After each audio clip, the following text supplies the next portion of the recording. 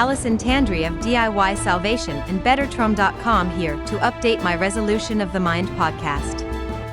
This is the first of my talks I am going to give with the new TROM 2023 online edition in mind. If you're not aware of what this is, it's on our channel's new website BetterTROM.com, which we've made to be the ideal companion to our YouTube channel DIY Salvation. On it you'll find the online version of TROM 2023, which is Dennis Stevens's original manual as we revised it in that year, that includes every word of the original text rearranged in a logical study order, with annotations, illustrations, and a full glossary. But it's even better than what we did in 2023, because when you read it online, you now get the videos that apply to what you are studying right along with the text.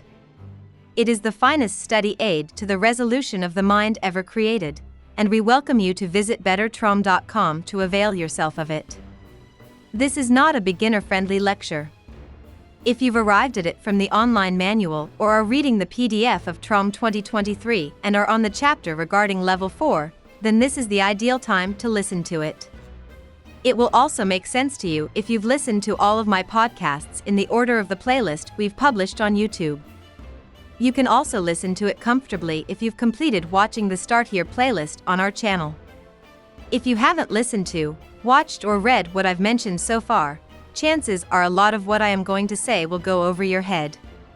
You can listen all you want if you are still studying TROM theory for its own sake, but do not attempt to perform the actual exercise until you have completed levels 1 through 3 of TROM.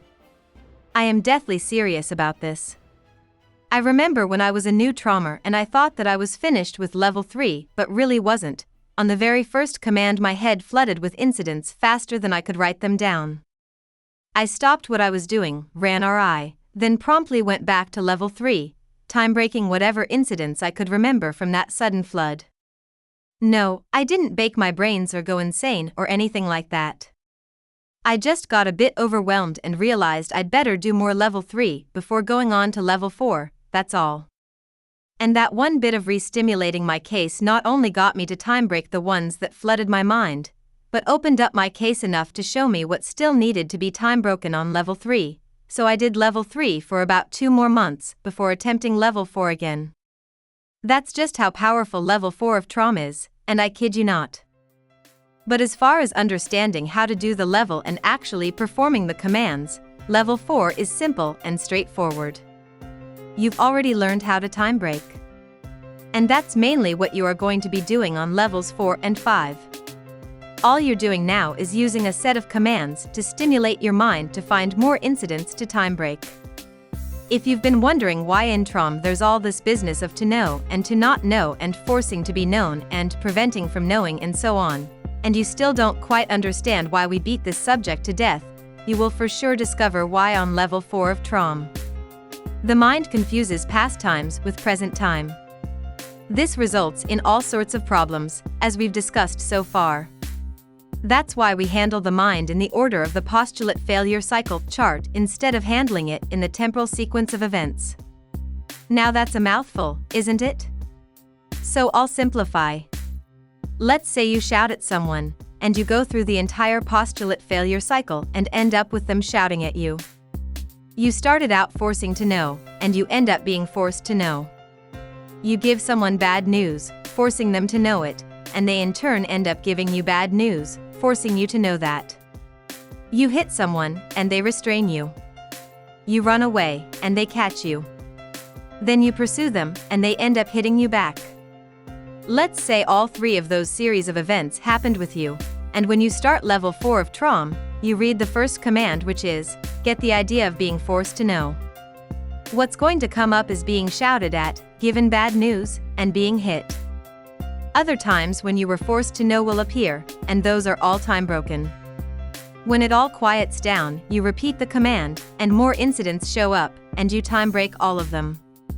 You keep doing this, lather, rinse, repeat, until nothing more shows up to time break. Then you run RI. You may need to run some RI even before you finish running the command to completion if the going gets rough. You proceed to the next command, which is get the idea of preventing from being known. You are now time breaking the moment where you covered your ears so as not to hear the shout coming at you. You time break the time you aren't answering your phone because you know it's going to be bad news.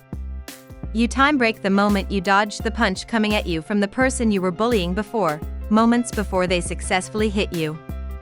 Do you see what I am getting at here? You're not running these event sequences out in the order that they happened.